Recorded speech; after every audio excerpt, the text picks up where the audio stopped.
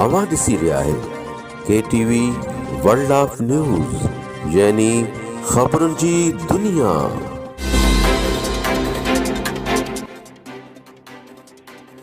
रतोदरो खां पेश आहे KTV cultural reporter Shahin Siddhi ji report. Ratodero जे हसनपुर स्कूल जो कमु 2 महीननि खां अध में बंदि। ठेकेदार गुम, 1400 शागिर्दनि जो मुस्तक़बिल दाव ते लॻल।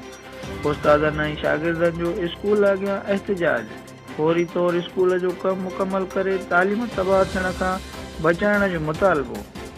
Government boys primary school Hasanpur जो तामीराती कमु ठेकेदार गुल हसन अबड़ो पारां 2 महीननि खां बंदि करे गुम थी वञण खिलाफ़ स्कूल जे उस्तादनि ऐं शागिर्दनि साईं साकी अबड़ो, सैयद एहसान अली शाह, अली अकबर जतोई, फ़कीर कासिम तुनियो, माशूक अली कुंबर, मुनीर अहमद जोणीजो, मोहम्मद असलम बपड़ ऐं ॿियनि चयो त असल में असीं अॼु government boys primary school Hasanpur जे साम्हूं बीठा आहियूं। हीउ हसनपुर महले जो वॾे में वॾो स्कूल आहे। हिन स्कूल में शहर जा 5-8 महलनि जा ॿार न सिर्फ़ु हसनपुर मोहल्ले जा पर जोगी मोहल्ले जा, बेनज़ीराबाद मोहल्ले जा, मीरल जकरे जा, नूराबाद जा, चीज़लाबाद जा, जींदे मोटणपुर ताईं पुराणे ईदगाह महले जा ॿार बि हिते असांजे स्कूल में पढ़ंदा आहिनि।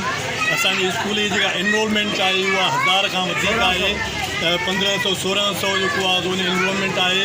असांजो जेको स्कूल जो कमु आहे उहो तक़रीबन 2 महीनो आहे। ठेकेदार जेको आहे उहो कमु अध में बंदि करे हलियो वियो आहे। कमु अध में बंदि हुजण जे करे असां मजबूरनि हिकिड़ी परी बिल्डिंग में 2 शिफ्टुनि में स्कूल हलायूं था पिया।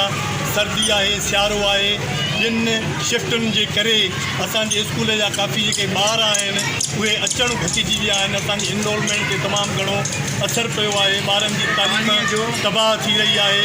असांजे हिन स्कूल में तमामु घणो पाणीअ जो मसइलो आहे, वॉशरूम जो मसइलो आहे ऐं इंतिहाई ॿिया मसइला आहिनि तमामु घणा, जिन में फर्नीचर जो बि वॾे में वॾो मसइलो आहे।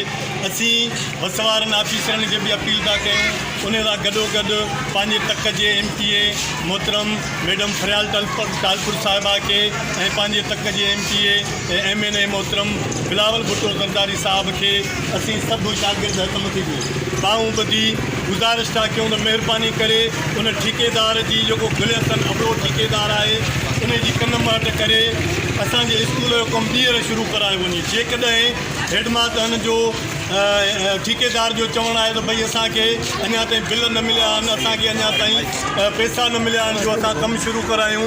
असांजी गुज़ारिश आहे त जेकॾहिं ठेकेदार खे बिल न थिया आहिनि, उन्हनि खे पैसा न मिलिया आहिनि त महिरबानी करे फौरी तौर ते हुननि खे बिल करे ॾियो त जीअं पैसनि मिलण खां पोइ ई असांजे स्कूल जो कमु मुकमल कनि ऐं असां सही नमूने सां तालीम।